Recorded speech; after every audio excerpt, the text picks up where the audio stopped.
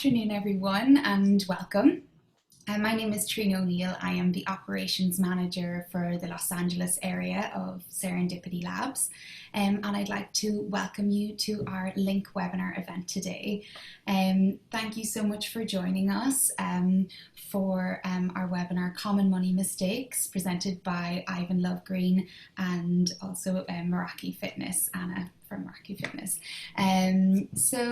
Just a little bit about Ivan, our presenter, before we start. Ivan Lovegren is a retirement income specialist, CDFA, who joined Signature Resources in 2016. He's a board member of the Rotary Club of Los Angeles, and Ivan believes that giving back is just as important as educating. He's served on the Beverly Hills Mayor's Next Committee, is a member of the Beverly Hills Chamber of Commerce, and is also program manager for Vesta, a new vision for divorce, a national group that seeks to provide education empowerment to those going through the divorce process. And for any of you who are not familiar with Serendipity Labs, we are an upscale hospitality focused workplace solution. We have over 40 locations nationwide, and our Hollywood location opened in May in 2018, and our downtown LA location in June of last year. So whether you need an occasional workplace for yourself or a more long-term solution for offices for your team, we offer a variety of membership options that can be customized to your needs and your budget. We're also available to host any off-site meetings and events in our conference rooms and ideation studio. And one thing that is unique about our labs is the professional networking and valuable business connections that happen among our members. Inspired by these connections, we created LINC, this virtual platform that you're on today, where our members and guests can learn, inspire, network, and collaborate. And we invite you to visit serendipitylabs.com/link, and to also please reach out if you yourself have content that you would like to share on the platform. So also with us today we have Anna from Meraki Fitness. You can click Anna's picture in the bio to hear more about her wonderful company, who offers many fitness programs and also wellness solutions as well for both corporate companies and for individuals. So you can find out more about her in our bio, and she can tell you a little bit later in the presentation as well. Before we get started, Ivan would like this to be an interactive forum, so please interrupt me with questions, otherwise it's very boring. Yeah, so feel free to comment in the chat, and also we have the questions function as well that both Ivan and I will be looking at throughout the presentation. So feel free to, we want this to be as real life as possible, so feel free to interact as we go with that. We're going to start off today with a poll, I think, just to give you a chance to let us know what your challenges are at the moment. Yep. So did you want me to just take it away then, yeah, Trina? You can take it. Okay, awesome. So there's the poll. Ooh, I think I have to answer this too. Wait, no. Hosts and panelists cannot vote.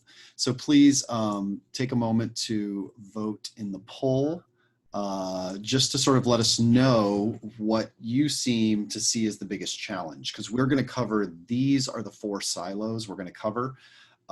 Common money mistakes when it comes to managing your finances, mistakes when it comes to setbacks, mistakes when it comes to meeting your financial goals, and to making financial decisions. So those are the 4 overall topics that the 52 common money mistakes we're going to cover today fall into. So just let us know which one seems to be the biggest challenge for you, or what you're sort of here for. Also wanted to do another shout out to Anna Stavridis with Meraki Fitness. I keep telling her she needs to call the company Meraki Wellness, because she actually was the one that introduced me to Serendipity Labs, as well as to many other corporations and opportunities like this. Because her company, she is a certified corporate wellness specialist, and they don't just offer classes, even though those are fantastic. She understands holistically what wellness means, and that physical fitness, emotional fitness, and working with various emotional experts, coaches, therapists, having programs for business, getting through stress in business, things of that nature, as well as financial wellness is so key. So big thank you to Anna. Highly recommend anybody attending connect with her on LinkedIn, connect with Meraki Fitness on Facebook, and see the regular updates that she's providing for both corporations and entrepreneurs. Because I know we generally see a mix of those in Serendipity Labs. It's pretty cool. The Hollywood location, if you ever make it back out to LA, if you're national or if you're here in LA, the Hollywood location has some exciting tech startups, some exciting solopreneurs, and because of the way LA works, there's actually corporations that do have headquarters and offices in Serendipity Labs. So great networking space. So thank you to both of you. So who is this guy talking? As Trina mentioned, I do two things in my practice, my financial services practice. I am a CDFA, a Certified Divorced Financial Analyst, which sounds totally left field for what we're going to talk about, except that actually means that I have to understand every single aspect of someone's financial life in order to advise them properly on what they can agree to when they go from having, a spouse's income to just being on their own. Providing for their family. What does retirement look like? The amount of shifts that happen when somebody goes through a divorce are so key that designation, even though most people don't know about it, is actually something that's sort of been the pinnacle of my career after working in financial services as a generalist for a long time. And within that, I also am a retirement income specialist, which means we look at retirement backwards. Most people are trying to figure out, how can I build the biggest mountain? How can I get $10 million in the bank? Whereas we're trained to think, well, do I need $10 million or do I need $250,000 a year to live? How do I generate income in retirement that's sustainable so that I don't hit all the pitfalls? We're going to talk about common money mistakes today. There's a whole nother set of those for people that are retired that most don't prepare for because they're just not thinking about life at 70. So that's my background. That's my perspective. That said, as you can tell, I'm also not retired yet. I'm not 70. So I'm at the same place that a lot of the entrepreneurs and executives that we financially coach through these things are at. So hopefully you'll get some value. So I see that we've got some respondents that meeting your financial goals is really where a lot of people are. And that's great. So we'll focus in on that a bit. Just a reminder, please seek tax or legal advice before implementing any strategy, tip, or idea. And I mentioned financial well-being. I mentioned Meraki wellness, Serendipity's commitment to better wellness. So what does that buzzword wellness mean in a financial sense? Well, we define it as having four things under control. The first is control over day-to-day, month-to-month finances. Do you have more money at the end of the month or more month at the end of your money? That's really just a starting point. Second, once you know things are fine, I'm paying my bills, I'm feeding myself and my family, do you have the capacity to absorb a financial shock? If somebody gets laid off and it takes 6 months to find a new job, do they have the capacity to absorb that, or is that going to put them back behind the ball on point number one? If you have those two under control, next, are you on track to meet financial goals, which I know many people said was a concern or a focus point for them on this webinar. And then finally, do you have the financial freedom to make choices that allow one to enjoy life? And this is another wellness point. When we talk to people, when we build financial plans for financial wellness, remember, maybe your goal is 10 million in the bank. Maybe we figure out that's what it takes to produce that income in retirement. But does that mean that you have to not be well or financially free until you hit that point? No, it means that if you have a foundation and a roadmap and a level of certainty that you are going to reach that point if you do A, B, and C, then today you can actually bring that financial freedom from the future into today. So that's why financial well-being is something that's active, and it brings the future, it brings retirement into today, even though you're still working, obviously still doing, turning your energy into money instead of your money into time. So we're going to start off with that first one, managing day-to-day finances. Very first money mistake with this. Super common. If we talk about nothing else, or if you pull nothing else from this, the biggest mistake we see, first one, is not having a budget. Think about it. If you are going to improve something, you need to be able to measure it. If you are going to improve something, you need to have a plan and a strategy for improving it. A budget literally does all of that. It's your diet, it's your workout regime, it's your measuring stick. It is everything. And to be honest, it's also a word that a lot of people hate. And we recognize that. We understand that. One of the things that I absolutely love is that it's 2020. And there are so many great tools out there. Probably the most popular one or most well-known one is called mint.com. Mint.com allows you to say, here's my bank accounts. They sync into Mint, and it gives you a full picture, and you can generate a budget right from there where it will analyze your spending and say, well, you're spending $200 a month on coffee, which, you know, that's understandable. No judgment on that. But it allows you to actually see that and build in your budget. You know, you're making $8,000 a month, 1,500 of it's going to the studio apartment in Hollywood. You know, 200 of it's going to coffee, 400 is going to the car and insurance. And you can finally see all of that in one place. And if you're going to make any changes, you need to know what you're working with. Nobody's going to just run into a gym and start lifting 200-pound dumbbells. They're going to understand where they're at, what their strength is, what their body weight is, and then start lifting appropriately. So whether the lifting is saving, whether the lifting is spending different, you got to understand where you're at. And having a budget allows you to see if you're doing number two. Are you spending more than you make? A few of these I am going to fly through also because there are 52 of them. That means less than a minute per, at this point, less than 45 seconds per.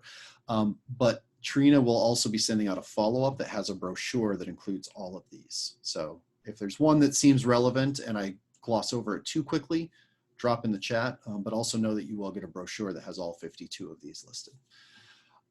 Always buying new, especially if you're in a big city like Los Angeles, New York, Dallas, Chicago. The amount of fun you can have shopping at a thrift store where people who have 10 million in the bank get rid of stuff. It's pretty impressive. I'm from Omaha, Nebraska originally. Can't find quite the deals in thrift stores in Omaha, Nebraska as you can in Los Angeles. But there's a lot of ways to save money just by not buying new. Another trick that a financial advisor taught me in this regard is way to save money and stay classy. Buy a used Mercedes.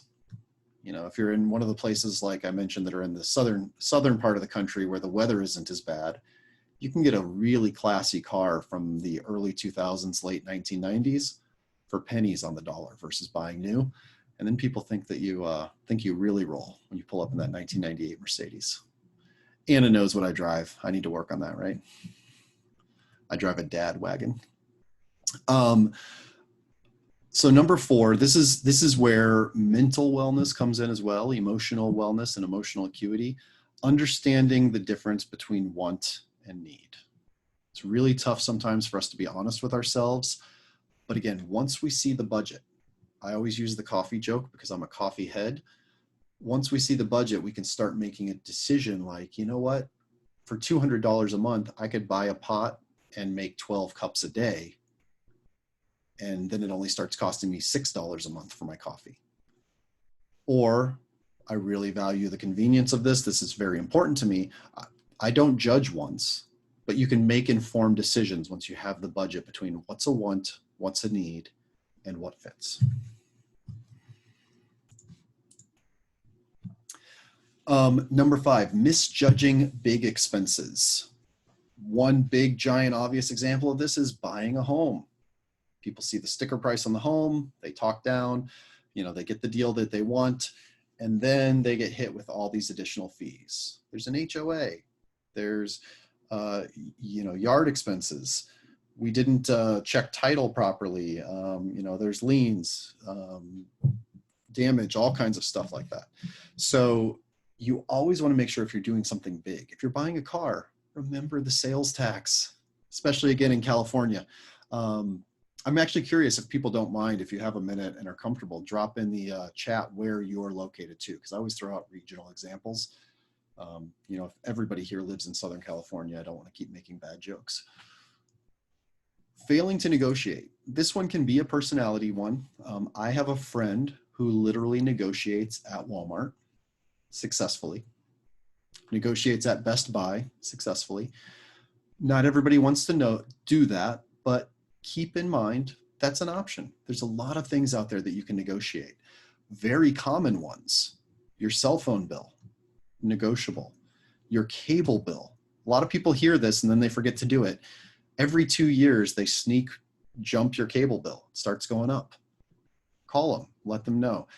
In most cases, a lot of insurance too, car insurance, things of that nature. What you can do is you can go get a quote from another company. You don't even need to plan on changing, because we know how difficult changing is.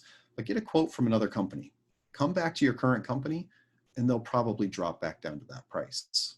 You won't have to do the whole hassle of switching everything, finding new cards, all of that. Question from Anna: have rates changed due to COVID with anything? Not that I've seen necessarily. I know you're in a wellness place where you were doing a lot of stuff in person, and so it could have an impact on things like liability insurance, like you mentioned. But as far as cell phone bills and things of that nature, we haven't seen a whole lot. There may be some things intrinsic to some people's particular businesses as far as that goes, that could have happened, definitely. Not taking discounts, being part of membership programs is great. Having the extra 2 minutes to click on a program that gives you 3% cash back on everything you buy. There's a lot of that out there on the internet now. One thing I like is when you start analyzing your spending during the budget, you can see, wow, I'm spending a whole lot of money at this store. We hate credit cards, but maybe it actually makes sense to get their card if it has the proper discount attached to it, if it's that store and you see it and you know it. Paying unnecessary fees. Keep an eye out for that, especially in the age of subscriptions. How many times do we have additional subscriptions, or again, the cable bill comes in and there's fees on it that we don't understand? Always give people a call. Take that extra 2 seconds with things, just to make sure that you're doing what's right. That bleeds into number 9, not knowing the slow leaks. In my practice, I use programs for social media posting. I use programs for financial planning. I've got subscription services. And then I've got Apple Music. And just this past year, I noticed I had Apple Music and I had Pandora, from before Apple Music came along, and I was using Apple Music 95% of the time. Well, it doesn't seem like much, $4.99 a month for Pandora. That's $60 a year. That's a meal with my family. That's 10 cups of coffee at Starbucks. So those little things really do add up. I always use the example of a millionaire I met late in their life. They made their money selling gumballs. Quarters add up. So keep that in mind. Another important thing to know when you're budgeting and in general is plan for irregular expenses. Remember those things that come up once a year or even once every 2 years if you're in an industry that requires continuing education. Be aware I made my budget for this, but then this year I got to spend an extra $1,600 on, professional courses to maintain licenses. Here's my monthly budget. Every 6 months I get hit with the car insurance bill. Make sure that in your planning, that car insurance bill is spread out over the months. Spending frivolously. I feel like a parent when I say this. So again, it comes down to your emotional honesty and wellness with yourself. If you feel like your spending is frivolously, I also do support lifestyle. I don't want to come in and say, you can't have that lifestyle. People can, they should be able to. So sometimes I don't like when national presentations put words in like that try to put that judgment and be better. But do keep an eye out for what is frivolous that you're spending and what actually makes you happy that you're spending. Because there is a difference between those two things. And then having too many never-ending payments. We see this, I mentioned credit cards earlier. Sometimes I mention them in a positive light. Again, I have no absolutes in my life. But you do want to be careful if all of your furniture is on one credit card, your jewelry is on another credit card. You've got all these things that just seem to keep on going because interest rates are driving up and you're paying the minimums. Keep an eye towards that. Speaking of interest rates, pay attention to them. There's so many easy calculators online now where you can, if you take 20 minutes, get your most recent credit card statements, plug in balances and plug in interest rates, you can create a very quick plan for paying off the right ones and only using the right ones. There's a big difference between a 14% interest rate credit card and a 29% interest rate credit card. If you are carrying balances, you want to make sure that you're paying attention to those. Similarly, review monthly statements. Accidental fees. I had a credit card balance that I paid off, and I didn't realize I paid off the statement balance and not the most recent balance. And I got hit with a late fee. Greatest financial advisor in LA, and I got hit with a late fee because of just something I'd overlooked. But I review my monthly statements, called them up, they removed it because of course it's the very first time that's ever happened to me. Number 15, I'm just going to pass over that since I just admitted that it happens to me. And then number 16, overspending on gifts. This is a really good tip to learn. If you think that if your love language, so to speak, is gifting, it's actually very common. This is where psychology and money come together. If you came from challenging circumstances, if you didn't have a lot growing up, if you feel like you've worked really hard in your life to be able to enjoy your money and show people that you care that way, we tend to overspend on gifts. Very interesting. I know a lot of people that just finally broke above that, just barely making it. And then every Christmas costs $2 or $3 grand for them because they want to show everybody how much they care. There's so many great online resources now. You can search a blog. How can I show somebody I care? What can I do special for somebody on their birthday? And I know I started instituting this. I'm happily married with twin boys that are 3.5 years old. And the last year, we've really focused on what can we do that's more meaningful than just a gift. And it's really funny. I bought my wife a Mont Blanc pen 4 years ago. She hasn't used it once. But you know what? We are not ever going to forget the overnight one-day trip to Lake Arrowhead that cost half as much as that pen, but got all the family together, shut off our cell phones, got out in nature. Just think about ways that you can make a difference that are more cost effective. So moving on to mitigating financial setbacks. Again, if you have any thoughts, drop them in the chat. Very happy to have a discussion, not a lecture. So remember, we've got all of our things cooking now. We've got the budget going. We know what's coming in. We know what's going out. We know what room we have. And then something goes wrong and it sets us back. How do we avoid that? Well, obviously we can't avoid risks. Life is full of risks. You can't step outside nowadays without being exposed to risks. And, my wife and I joke all the time, we do everything we can, and who can control an earthquake, right? So you can't control it, but you can mitigate the impact it has. The first thing, and this is very important if we have any business owners on the line, not having an emergency fund. too many people want to jump to what we talked about, the being on track for our goals, and they don't put that cash buffer in place. And then something goes wrong. COVID halts business for 6 weeks, and they have to dip into that IRA account. They have to dip into the 401k. They have to create a taxable event or a penalized event in some cases. COVID's a bad example because for once we got some relief on that.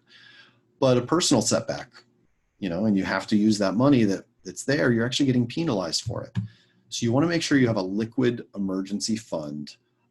People always want to guide, how much should I have in there? I hate saying I can't tell you how much you should have. I read articles that say 3 to 6 months of emergency savings. And I have clients that know that they can go through periods of 18 months without work because they're very highly compensated contract employees. So does that person need 3 months of emergency savings, or do they need 12 months of emergency savings? It is a personal number to you, but remember, all of this is designed for emotional wellness, for mental wellness, so that whatever that number is for you, you have it, and your subconscious is not providing stress in the background. Because it's not just that you think about it. Sometimes you don't think about it, so you think it's okay. But your subconscious can just really eat away in the background with the stress of not knowing, am I okay if something happens? If I have to stop working for 3 months, am I okay? Having only one source of income, just be aware of where your income comes from. Be thinking of ways you can diversify. I'm not saying that everybody here needs to start driving for Uber, but keep in mind there are changes that can happen that can apply to any industry. Again, COVID showed us this in a drastic measure where certain industries disappeared overnight. Well, what's your backup plan? Or do you have something that you've created that generates something in the meantime? It's definitely something to look at and consider, where your income is coming from and what risks it has. 19, not understanding employer benefits. And this is something that Anna works with people on, and I've helped a couple of her clients with. Does your employer match your 401k or do they not match? Sometimes people are putting a bunch of money into a 401k that has certain handcuffs on it that we discussed, and their employer is not even matching.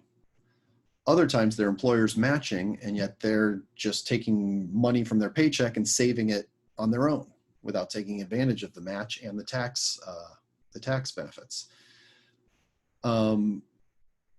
There's a lot of subtle things in this one too. So I talk about it more than some others. Does your employee have an employee assistance program? Do they have a partnership program? My employer has a partnership program with Sprint where I get 10% off my cell phone bill. That gets back to the discount side. They also have a deal with Brooks Brothers, but they just closed in Beverly Hills. Darn it.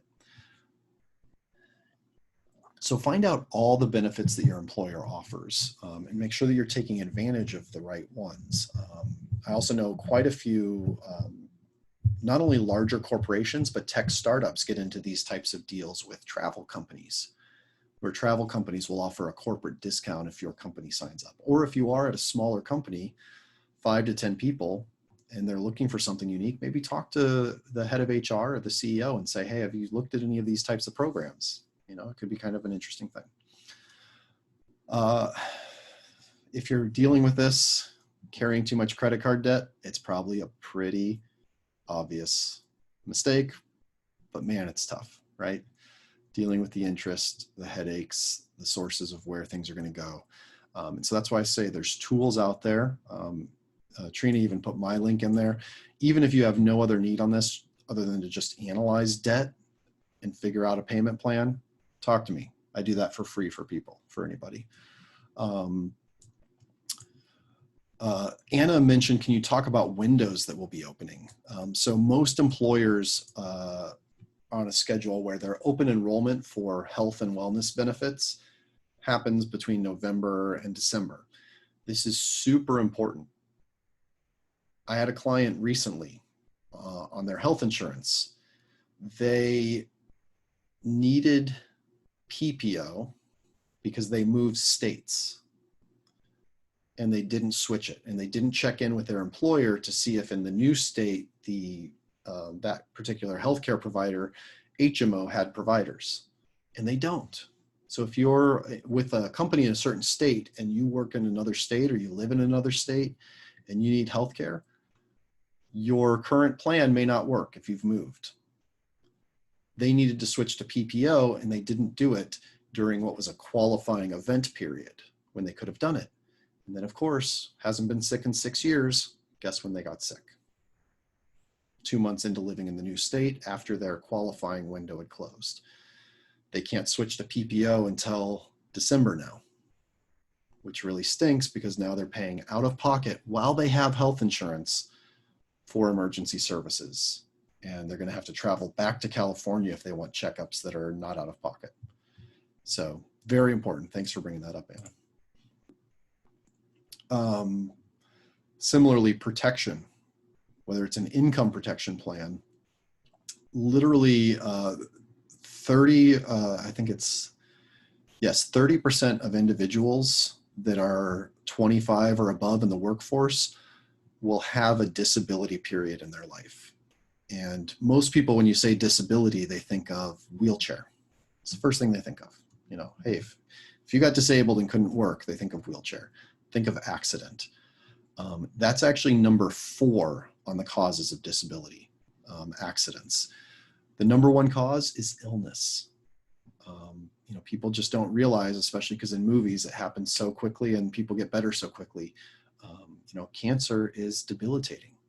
You know, diseases are debilitating. Even though there's great treatments and you can get through them, you may be out of work for 6 months to a year if something like that happens. The second most common cause of being out of work from disability is joints, back and knees, back and knee issues. And then third, still above accidents, is carpal tunnel syndrome. That puts more people out of work than accidents. So what would happen to you if you weren't able to work, if you were too sick or hurt to work? Do you have a protection plan for that? Make sure you understand what your employer offers, or if you're an entrepreneur, make sure that you have a plan in place. Not having enough life insurance. You know, unfortunately, a lot of people don't address this early in life because there's no one that relies on them for it. And it's almost like it's not our problem.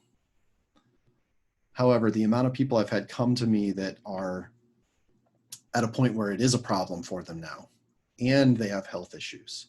It's amazing the amount of power for your dollar if you get that solved when you're young, when you don't have health issues. Basically, you don't want to buy insurance when the curtains are on fire, right? Number 23, having too much financial complexity. I'm an expert at this. If you want to get more financially complicated, I can help you with that. I can also help you uncomplicate. Probably the biggest learning curve in my career has been going from knowing everything to being able to talk to anyone. There's a big difference. So make sure that you have a financial plan that you can understand. That's going to make, again, people trust really great financial planners, but trust doesn't help our subconscious. So if you can at least understand the basics of the plan, you should be able to. At the end of the day, none of this is that complicated. So you need to be able to understand the basics of the plan and, you know, work with somebody that makes sure that you do before moving on. Making rushed decisions. Teaching my 3-year-olds this right now. Take a deep breath. Goose fraba. Goose fraba. You know, don't make rushed decisions. It's one of the things I mentioned, CDFA, Certified Divorce Financial Analyst. I work very closely with therapists and coaches in that work because people are, you know, it's the worst situation in their lives. And we understand that. And yet we're also saying, and you have to make this decision to buy or sell a home. And you have to make this decision about who's going to parent and how. It's an incredible, terrible time. So I know this better than many, but don't make rushed decisions. Make sure that you understand the time and your rights, and you know that if you are forced to make a rushed decision, you actually have emotional help from somebody that's an expert. Quick question on the income protection plan from an attendee. I have an expensive, I like that too. I put quotes, but it's actually in brackets, long-term disability insurance plan, but it doesn't kick in until I've been unable to work for 6 months. Do most people have a plan that kicks in sooner than that? I am self-employed, so I don't have an employer that offers shorter-term disability insurance. So the first problem is most people don't have a disability plan. Most people that work for an employer think they do, and they don't. Long-term disability is one of the biggest gaps I see in financial planning. Most employer plans, this is going to get insurance speaky for a minute, but this is actually really important. Most employer plans define disability as the ability to go back to work, not go back to work doing what you do. So if you can be the janitor, they don't have to pay you to do for disability. So you could be a brain surgeon, you know, something happens to your fingers and you can't make $400,000 a year any longer, but the disability company doesn't have to pay you because your plan was not covering all of that. So that said, applause for having a long-term disability insurance plan. With most companies, there's a sweet spot, cost to benefit wise, between either 3 months delay or 6 months delay for the long-term disability. You know, when you bought the plan, you probably made a decision based on that. And, you know, if it was a while ago, sometimes we can forget the reasoning for that decision. If it was recently, then again, financial complexity, make sure your broker is making you comfortable with the decision. The difference is, so long-term disability, if you're making $80,000 a year, $200,000 a year, and something happens long-term where you can't work, you know, for 10 years you don't work, that's somewhere between $800,000 and $2 million that you are not bringing into your family or even to yourself. That's why it's so important. Some companies are more expensive than others. You know, some companies have a better reputation than others, but yeah, that's definitely something where I'm assuming you made a pretty informed decision when you got it, and you're probably in a much better place than most people because you got it. So I hope that gives some peace of mind. Trina did throw in the information if you want just a top level review of that. Again, always happy to help. And then we have another question. If you're starting to build your savings, what kind of savings account would you recommend? Also, what is the best way to save? Give me a second. I think we're going to address that a little bit further along. So give me just, yeah, here we go. Look at the next 4. It's perfect. So not having financial goals. Again, if you aim at nothing, you hit it with great accuracy. So we want to make sure you're aiming for something. So it's great to start to build your savings. What's the goal? 3 months, 6 months, a new car, a new house, a vacation. Create the goal so you can reverse engineer it. One of those goals should be the future. Who's going to pay your salary when you turn 65 years old and don't want to go to your job anymore? That's your responsibility to set up today. So how do we do that? What's the best way to save? Well, the first key, and this is another one, we might not get through all 52 because this is the financial lesson someone gave me at 23 that led to me getting into this industry 5 years later. Automating savings. So quick anecdote. I had graduated college. I was working in downtown Omaha, Nebraska, driving a shuttle bus from the hotel to the airport. One of the best jobs I've ever had. So much fun. Omaha is where Warren Buffett holds his annual shareholders conference. So 1 week out of the year, we would get some incredible people coming into our hotel. And there was one gentleman who was so kind, so courteous, always gave me a decent tip, you know, always dressed to the nines, tie, everything. And as a 23-year-old with no business understanding or acumen, I got such a rapport with him in just this week that on the drive to the airport at the end of the week, I said, you know, what's the trick? Well, I see these people here and their stock is worth $110,000 a share. You know, what's the trick? How do I get there? And he said, you know, the biggest thing is set a number. That number can be $10 a week. It can be $10 a month, but commit to doing it on a schedule every single time and make that savings automatic. Do you ever not pay your cell phone bill, Ivan? No, I need my cell phone bill. You know, this was 2007. Cell phones were necessary by that point. Well, similarly, you always got to pay yourself your savings. And then the second key, you're not going to be doing this forever. You're going to get a pay raise someday. When you get $1 pay raise an hour, cut it in half and automate your savings up that half, 50 cents an hour or more. You know, and that way you won't let all of your increases seep into your lifestyle, and you'll continue to grow that savings. That's the best, absolute best advice I ever got. It doesn't need to be do it here, do it there, do it, you know, just the first thing is decide how much you can afford to save today, this week, this month, make it automatic, and start from there.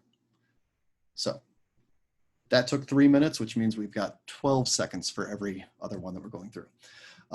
We talked about the 401k match, having a short-term outlook, not changing plans with the times. When times change, it's a great time to review. Well, I'll talk about bad advice that I've seen in a little bit, but paying the wrong debts first.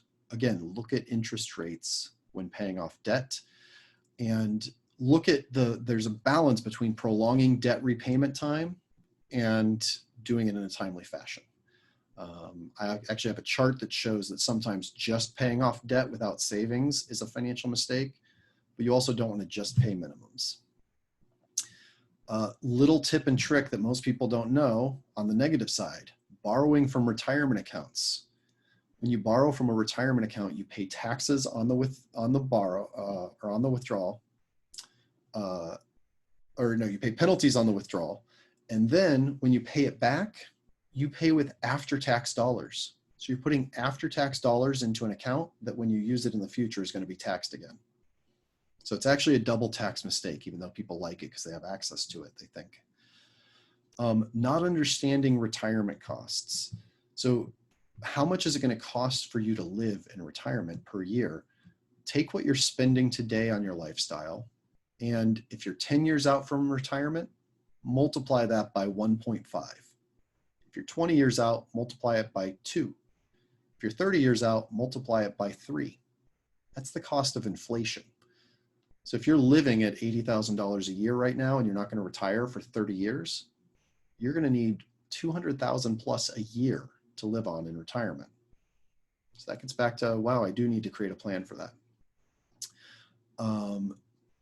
Not understanding Social Security. There's some really interesting metrics on how to get the maximum Social Security benefit. So if you're approaching that age, if you're really in your 50s, you do want to talk to somebody about that and do an analysis.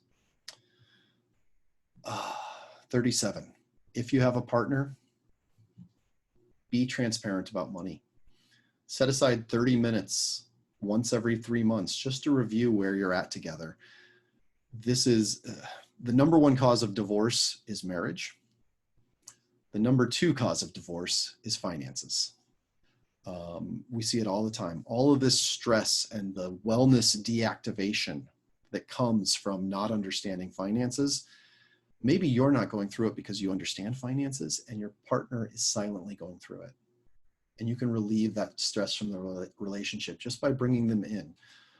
Or you're both separately successful, but again, subconscious stress, the unknown. You know they're successful, but you don't really know. You don't really understand. Are they actually saving? Cannot tell you how many times I've seen 2 couples finally have this discussion in their mid-50s, and one finds out the other one wasn't saving. They were a fiscally responsible non-spender, but they weren't actually saving in their 401k or doing something like that. So just make sure you're having those conversations. It shouldn't be the taboo subject that we've made it as a society. Not getting professional financial advice. I would counter that against getting advice from the internet. I've seen so much bad advice on the internet. I don't know how they get such good SEO. There's good advice out there too, but how do you know what's what? We've seen this in the health insurance space, Anna and I. A lot of people go to automated programs and they just get a money quote and they don't realize there's actually cheaper health insurance if you work with a broker. It can be crazy, but we get so conditioned to think that people making money is a bad thing or is taking advantage of us that we don't actually understand all of our options, and then we're never getting the guidance along with it. And in some cases, we found it's actually more affordable too. So highly recommend finding somebody that you can trust that can interpret the world for you in that way. I don't consider 39 a mistake. It shouldn't be your job to be knowledgeable about finances. It should just be your job to understand where you're at. So again, national presentation, sometimes that becomes an issue. And we have a fun math thing we do on waiting to get started on your finances. Google a penny a day doubled and learn about compound interest. That tells you the cost of waiting 1 year. People look at in the first year of 6% investment, they're like, well, if I invested $100, I only lost 6. That's one side of it, but you actually lost a year not being invested. So on the far end, 40 years down the road, 6% of $1 million is $60,000. Watch your credit score like a hawk. There are websites that allow you to do a free quarterly credit report. Make sure that they're only running one credit report, not all 4, and then you can run one for free each quarter without impacting your credit. Not diversifying your assets. On retirement income planning, we aim to have 6 different buckets of assets for people to pool from, because that's going to mitigate the risk of any one bucket disappearing. Not having a will or estate plan. Very important if you own property. It's also important because an estate plan will dictate your medical directives. Who gets to make decisions if you can't make decisions for yourself? Again, not a pleasant conversation to have with someone. With my clients, I tell them, look, if we spend 15 minutes a year reviewing this, you can live with confidence the other 364 days, 23 hours, and 45 minutes. So literally just 15 minutes a year, making sure the person that you have as your medical directive is looped in, your children know what to do if something happens to you. Boom, you can live the rest of your life not thinking morbid thoughts because you've got it taken care of. Same with out-of-date beneficiary designations. Have you switched jobs and forgotten that your 401k has your mother or your ex-fiance as the beneficiary? You know, you want to make sure that those things are changed as your life changes. Paying only the minimum on credit card debt, unless it's all you can afford. We don't recommend prolonging debt in that way because the interest cost is ridiculous. I'm going to skip 46 because I live in LA. I can't preach to anybody about that, but you know, there is a reality. There's a reality check that has to go into that sometimes with our lifestyle. Possible money mistake number 47 is prioritizing your mortgage over other debt. Again, there's very easy analysis tools that you can do to see what is paying $200 extra towards my mortgage due versus paying down that debt $200 a month. What does that do 30 years from now? There's calculators for that. If you need help, again, I know people. Same with prioritizing college funding over retirement. People with kids generally have 2 different trains barreling down the tracks towards them. There's the train of retirement. How do I save up enough for that? And then there's the train of how do I send my kids to college in an environment where USC costs $72,000 a year. College inflation is 6.6%. When my wife told me that we were expecting, I said, my first thought instinctually was, we can do this. We're great. We're ready. Then we went in for the ultrasound and the technician went, 1, 2, 1, 2. And my very first thought was college inflation is 6.6%. How do you deal with that while trying to save for that retirement that we talked about, which is also expensive? You got to make some priorities. There are ways to align the trains so that they're on the same track, but you want to make sure that you're prioritizing properly, putting your oxygen mask on first. 49, not reading the fine print. Trina, I don't want to throw you under the bus. Commercial leases, read the fine print. I was with the wrong office space company. I was not with Serendipity last year, and I did not read about the 60-day notice versus 30-day notice, and I relied on my office partner to make that decision. got locked in for another year. So Trina, remind me in November, I'm calling you. You should definitely call us. Making decisions based on emotions, not facts. Now, you should make decisions that make you happy, but they also need to be fact-based so that you can make sure that they're going to make you happy down the line. There's nothing worse than making a decision with a short-term outlook because it's like, oh, I like this more, and it wasn't actually based in the facts. Now, again, that happens all the time. I can't tell you how many people in my years in financial services I've shown them a better outcome and they've said, well, I just don't like it. It happens, but do your best to remove emotions from that decision-making process and focus in on the facts, the analysis, the actual output.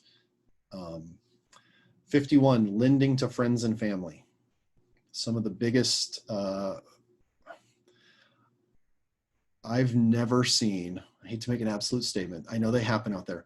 I've never seen where a client has come to me and has lent money to their friends or family, significant money, and it's gotten paid back. I've just never seen it.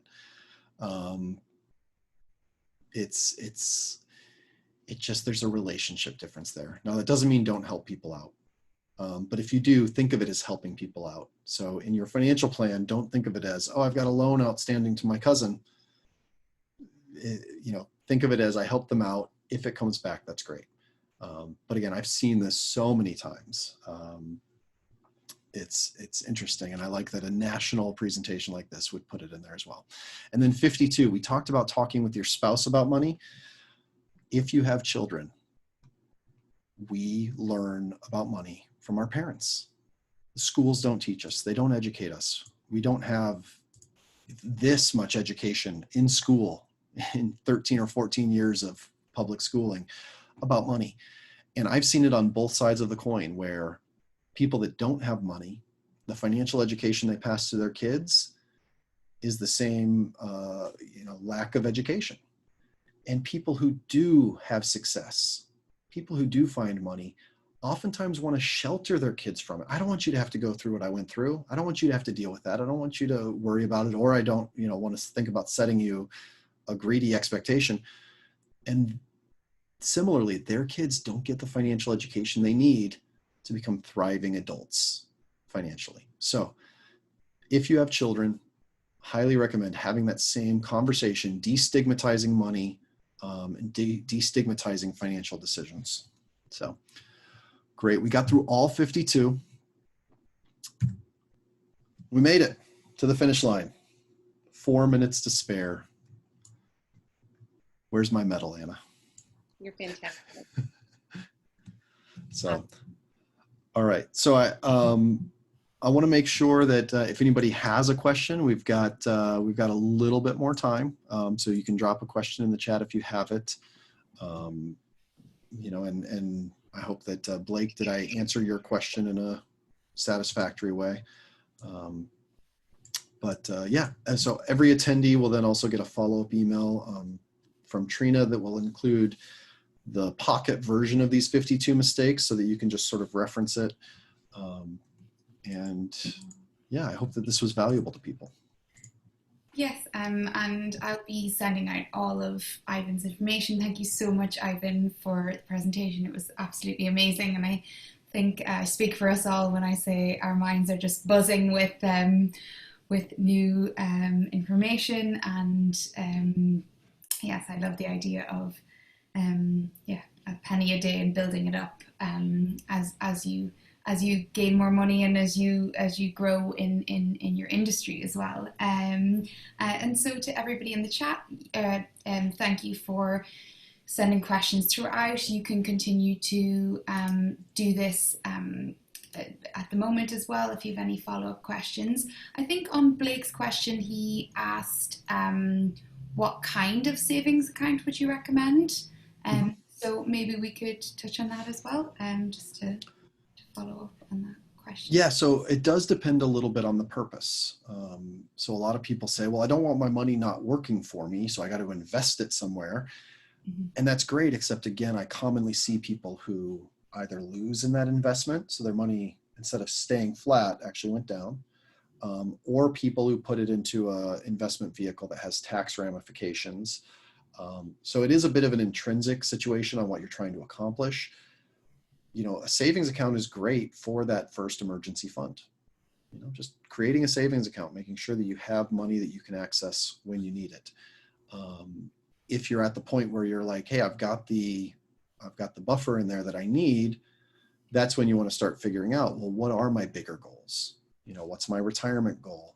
What's my purchase a home goal? What's my start a new business goal? And then start adjusting your savings from there. Especially because the home goal is an interesting one. You know, I'm in LA. I've met clients that have $200,000 and they're like, I want to invest it so I can buy a home, you know, until I buy a home in a year. And it's like in the investment advisor exam, every single one, there's 1,200 questions that they pull 200 from to exam you on. Every single exam always says, if somebody tells you they're buying a home in the next 2 years, can you invest their money in the stock market? Can you invest it in the bond market?